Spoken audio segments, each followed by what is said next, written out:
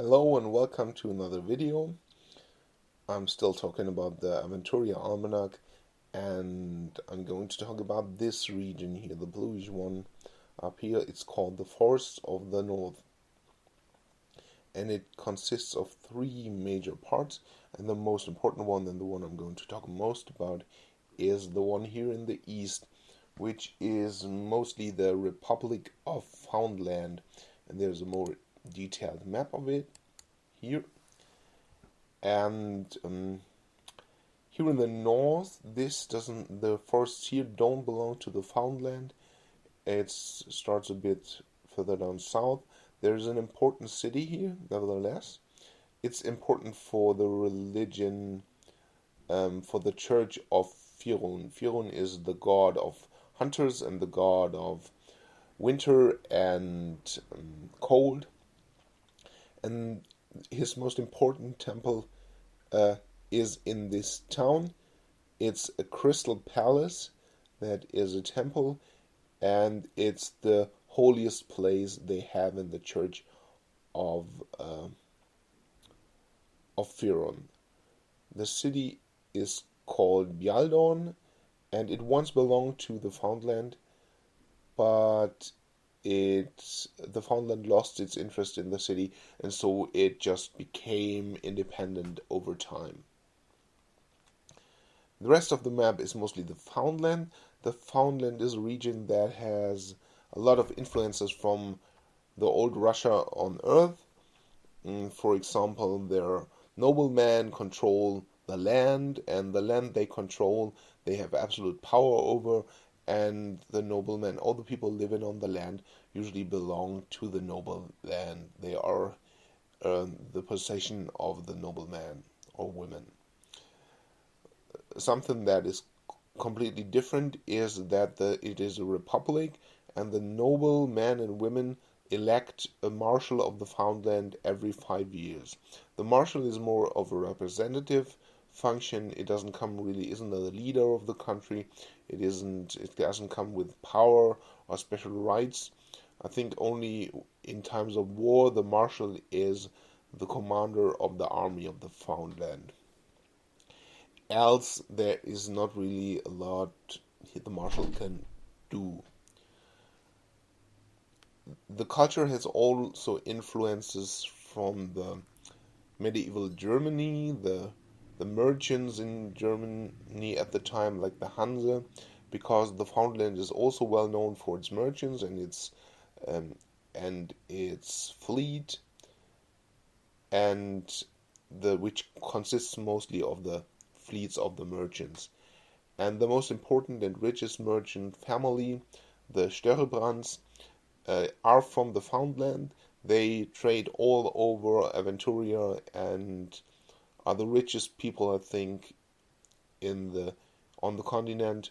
They are from the Foundland. They had their headquarters a long time in the capital of the Foundland, Festum, but they had to relocate after the Shadowlands emerged, because when you look at the map here, this is where the Foundland is, this is where the Shadowlands were or still are.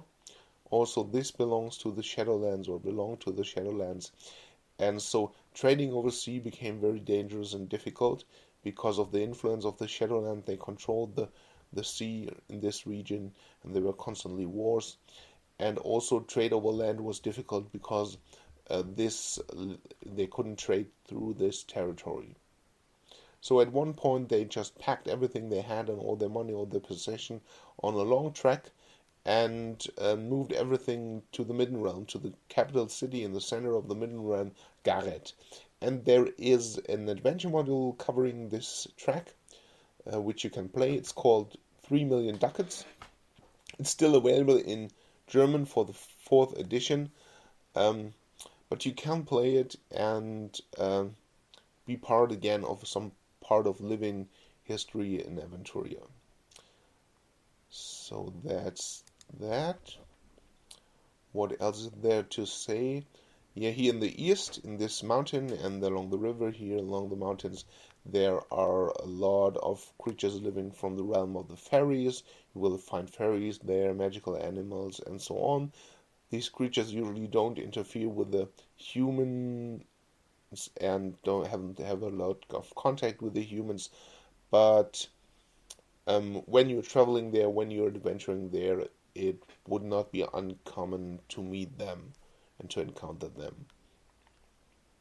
Also, an interesting place is this forest in the west, which has this round shape.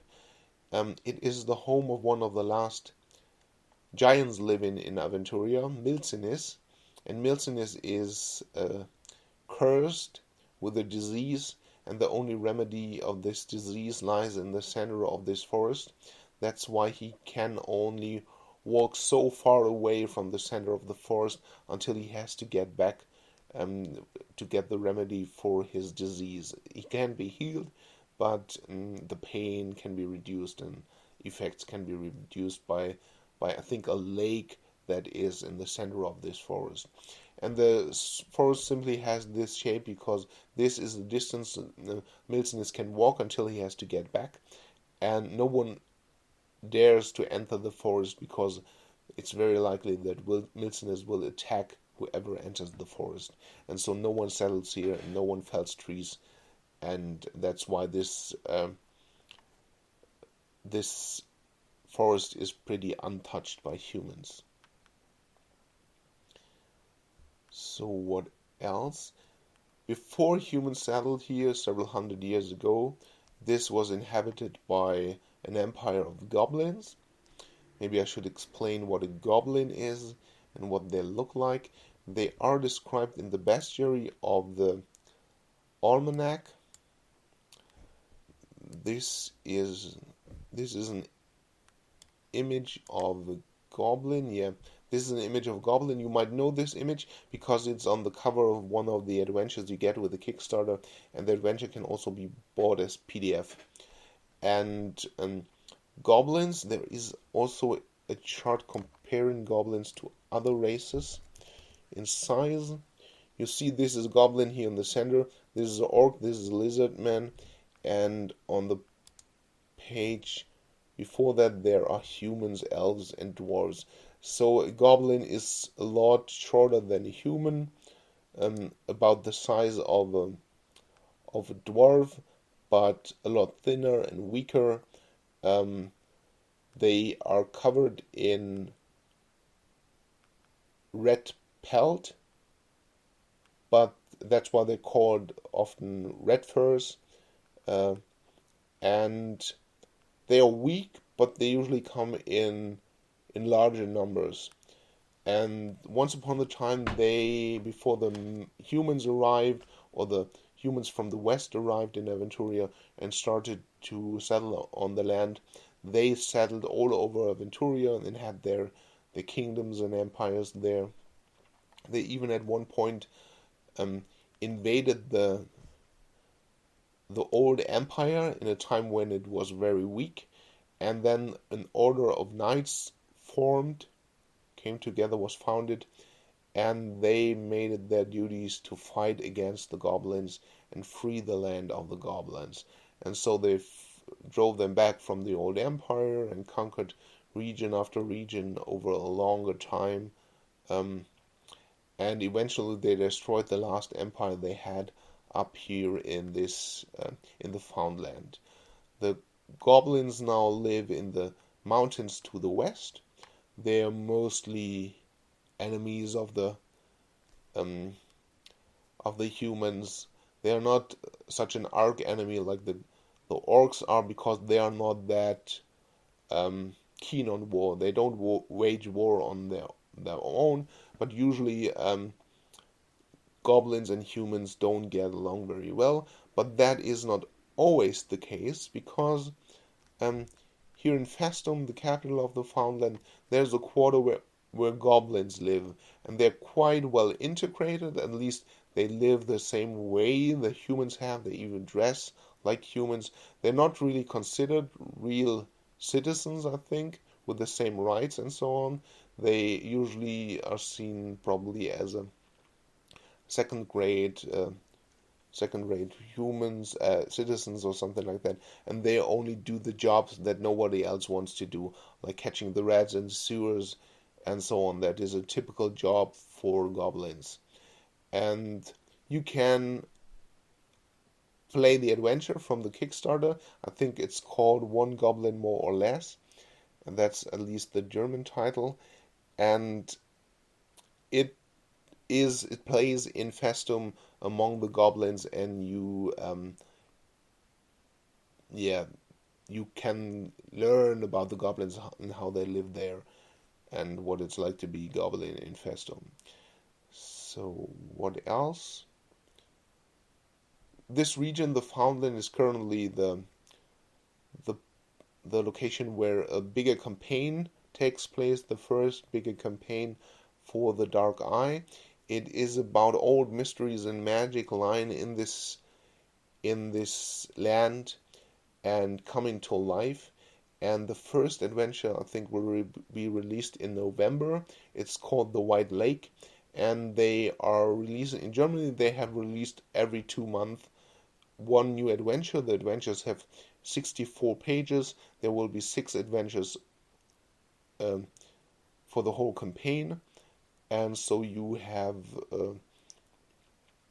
around 400 pages of adventure to play in this region. And it starts out pretty simple for low-level heroes, and as you go through it, it becomes more epic. I think it's not going to be that epic, but yeah, more interesting and more dangerous threats will probably emerge. I haven't read the campaign. I don't really know what it's about. It's just about the old magic and mysteries of this land. That's what I know. So that's what I wanted to say about the Foundland. No, I forgot someone. A group of people live in here, and also they can be found in the territories around the Foundland are the Nobaden. They are merchants mostly, nearly all of them, and often they will simply be traveling. They will not live. They also live in cities as merchants, but a lot of them are just traveling across the land, trading between the different regions of the north, and you can find them basically everywhere. So that's about the Foundland. This is the map of the whole region of the forests of the north. Here in the west, this is the traditional homeland of the elves, the salamander stones. That were the first elves that set their foot on Aventuria, and the wood elves have ever since that time lived here in the salamander stones, and they were very closely following their traditional life, living very close to nature and in harmony with their environment and so on. Other elves started to spread across the continent. They erected a huge empire, built huge cities with a lot of magic, and at one point it all crumbled and the whole empire got destroyed by betrayal and constant wars. And after that, the elves went back to their more traditional life as the Lee elves, who live all over Aventuria. A lot of them came back to this region and now live along the rivers and the lakes here in the north, but you can also find them everywhere. The Lee elves are still not that traditional as the wood elves. The wood elves are very they don't really like to interact with humans at all. A lot of them think that even trading with humans or having any contact with them is a bad thing and will make you not a true elf and let you lose your tradition and stuff like that. And the Lee elves are not that fanatic. They sometimes live with humans, but also this means they are not as close to their traditions and to their traditional lives. And a lot of them can be considered Bardock, which is an expression of elves. That means that the elf has lost the way of the elves, the traditional way.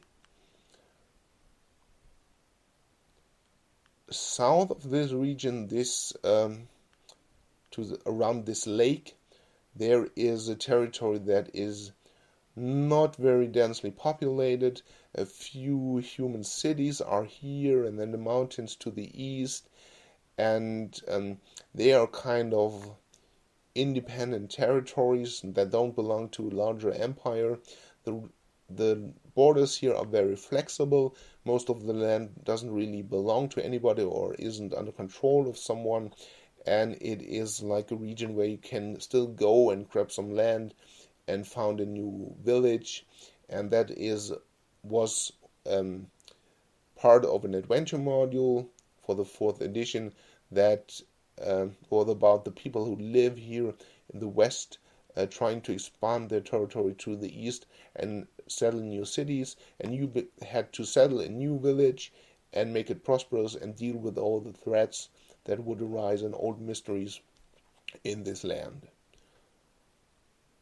So that's it about the Forests of the North. I have just used a bit over 15 minutes. That's what I tried to do. If you have any questions, then ask and I'll try to answer. I think it may be good to make another video about elves and tell a bit more about them. Don't know if I have time to do this. Else, that's everything I wanted to tell you. Of course, there's more to say about this region, and if you have a specific question, you can just comment and ask, and I try to answer it. But that's it for this video. Thanks for the attention, and goodbye.